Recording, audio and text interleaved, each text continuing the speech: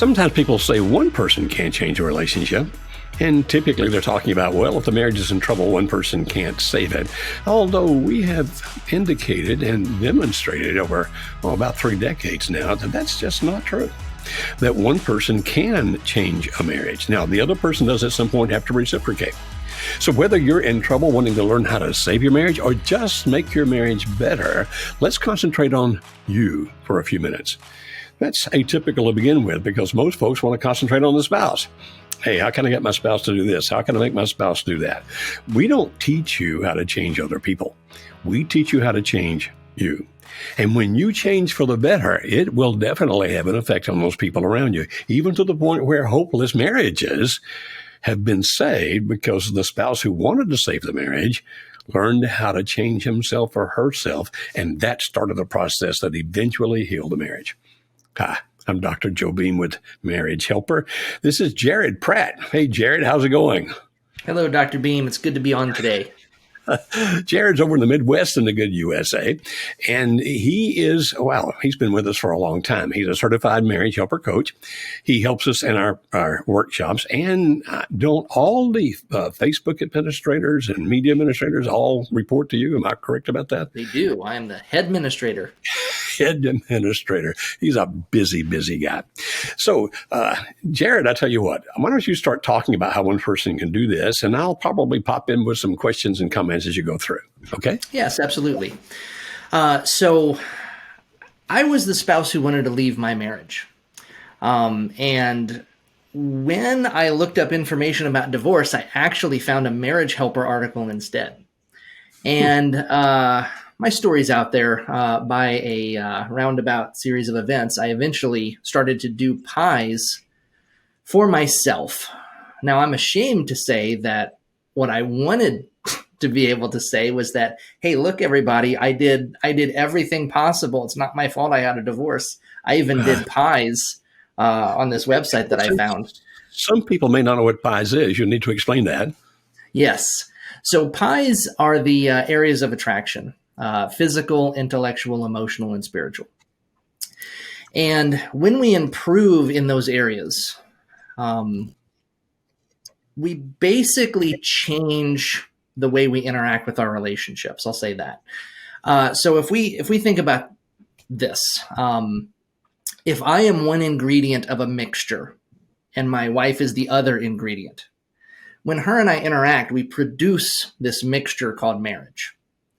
And if my marriage contains things like bitterness, envy, impatience, resentment, things of that nature, well, one of us or both of us have put that stuff into the mixture. There really is no other source of mixture other than the people that are creating it. If I want my marriage to contain better things, love, joy, peace, grace, forgiveness, goodwill, friendship, cooperation, all of the good stuff, I have to grow that stuff inside of myself, and then I have to do relationship with my best authentic self. And this is why Marriage Helper is going to lean so heavily on the concept of pies, because pies makes you a better relationship ingredient. So now, changing yourself can make the relationship better? It can. So if we were to think about, I have a relationship with my mom, and I have another relationship with my good friend from the office, and I have a relationship with my wife. If I were an impatient person, impatience is going to go into all of those relationships because I'm the common ingredient. It's going to go into all of them, kind of whether I want it there or not. If I then grow in my pies, let's say emotionally, I become better balanced. I'm happier. I'm more tolerant of people. I'm better at forgiving. I grow more patient.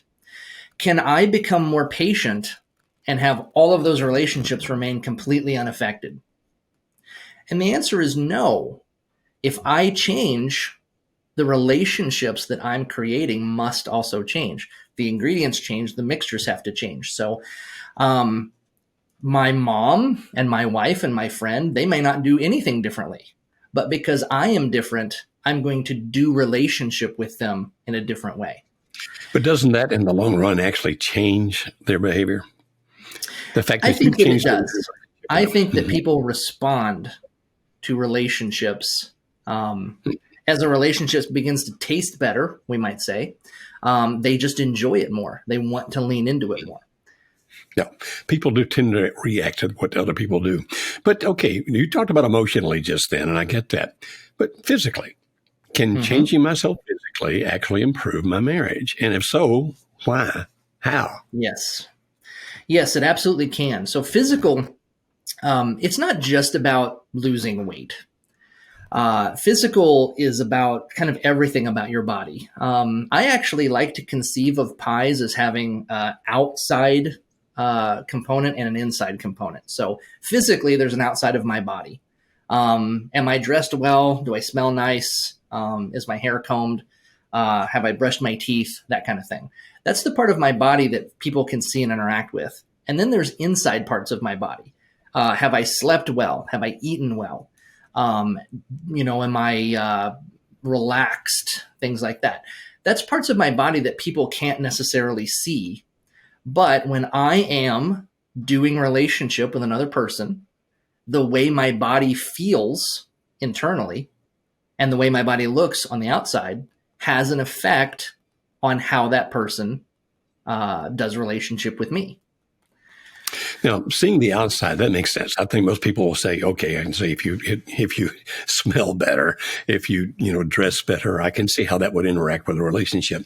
Changing the body inside, how does that change me in a way that actually affects my spouse? And why does it affect my spouse? Yes. So if I were more rested, let's say, I may have better emotional control.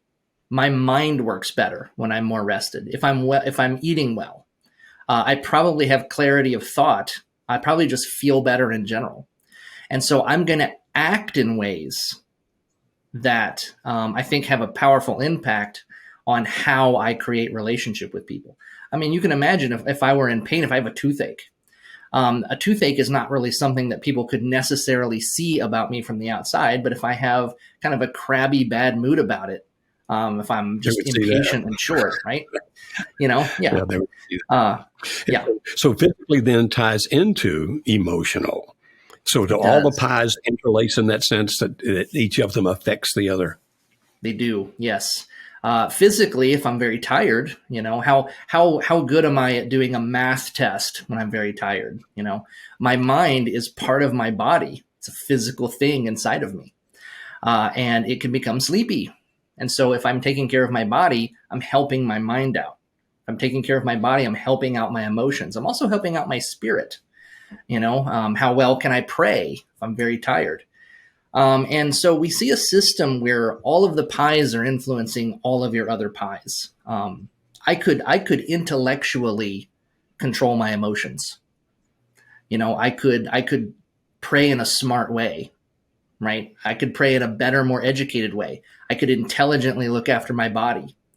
I could emotionally, with goodwill, learn something, help my mind. Right. So if a person was going to start doing things right now, Jared, okay, I'm listening to you. I want to make my marriage better, or maybe get on the path of saving my marriage. Which one typically is the best one to start with? The physical, intellectual, emotional, or spiritual? Well, they're all important, but the one that's going to be the most lacking typically is going to be emotional. People usually look okay. I mean, there's some low hanging fruit. We can join a gym and go to church. Okay. Intellectually, we can learn some stuff about our spouse's interest. But it's really going to be the emotional piece. Are we friends? Do we evoke emotions in the other person that makes them feel good? That's the stuff that is usually the thing missing by the time somebody calls me as a coach. They've gotten into a place where that what they do is evoking negative emotions from their spouse. That's what evoking, correct? Yeah. How quickly can people figure that out? I mean, if you're talking to a client and you say, okay, then we've got to reduce these things you're doing, evoking negative emotions, and increase the things that evoke positive emotions, how often does your client go, what? What does that mean? Well, I find that it's instantly understandable and difficult to apply. So really easy, understandable, because I've had times when guys particularly looked at me and go, Mm-hmm. I don't know what I do that evokes a negative emotions. I don't know what I do that evokes a positive emotion. Is that because they're not wanting to know? Sometimes there can be a stubbornness in the client. How dare that person not feel emotionally good when they're around me because I'm doing all this stuff for them. There can be maybe a pride thing. Sometimes people are they're just confused, they're scared, or they're lonely, or they're just almost in panic mode, and that, like, they don't understand how to control themselves enough to evoke positive emotions. But in terms of being able to understand, like, hey, I should be able to evoke emotions, that's an idea that people can grab pretty fast. But then how do I apply that knowledge to change my situation? That's a bit of a journey for most folks, Is it which is because why a it's that coach much? is very helpful. Well, I can see that. So is it because of the fact that they don't interpret their own behaviors accurately and a coach can help them do that? Or they're so much in a pattern that they don't know quite how to get out of that pattern or what? Yeah, they can't see the forest for the trees. It's very hard to look at your own behavior from an outsider's perspective without emotional attachment and investment. It's very hard to see yourself objectively. And so sometimes it is Okay. good to have just a third party come along and just get an extra set of eyeballs on it.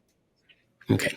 So, Jared, we thank you, by the way. Obviously, you caught up on this, and I know that you work with a lot of clients. We have about 2 minutes left, maybe. So sum it all up, tie it together.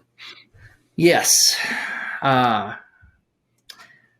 Your pies are an investment in yourself that pays in relationship. You're going to be with you for the rest of your life. And so, I hope your marriages all work out. But if they don't, you're still going to be with you forever. And so it's very worthwhile to invest in yourself and work your own pies. It's very worthwhile to become just emotionally in tune with people around you, to become emotionally in tune with yourself so that you evoke emotions for you that you enjoy feeling. People like being around happy people. And the effect of that is that relationships improve when you change. Excellent. Very good. Thank you, Jared. Thank you for joining me on the program. I appreciate that. Folks, if you want to know more about coaching, Absolutely. It was my pleasure. good. Jared's one of our certified coaches, and I don't even know how many we have, 15, 16, something like that, right at the point of this recording. But Jared's been with us since Noah's flood. I mean, he's been with us a long, long time. Yeah. And if you'd like to know more about coaching with him or any of our coaches, if you want to find one, like if you're living in another country that might be a little closer to you or speaks Spanish, for example, you can find out what we have by going to Marriage Helper. That's marriagehelper.com/book. BOOK. And if you fill out a form there, then one of our folks will contact you back to see what it is that you might be looking for. And then that person will refer you to whoever on our team can best direct you to what it is that we can do that can help you. So you won't be talking to a coach right off the bat. You won't be talking to the coach the second time. The first one is like, let me send you to the right area. The second person is, okay, now let me help you find the right thing we can do for you. And if we can't, I'll tell you that as well. But Jared, do you have any slots open? I know you stay really busy. Any coaching slots open at this point? I do have some slots. Yes, I am taking new clients. You can typically get on my schedule as of now. You can typically get on my schedule within 2 or 3 days. So probably not the same day, but usually within 2 or 3 days you can get on. It's pretty unusual. I know that you stay booked up quite a bit with us. And also we have free videos on youtube.com/marriage helper on all kinds of things, including pies.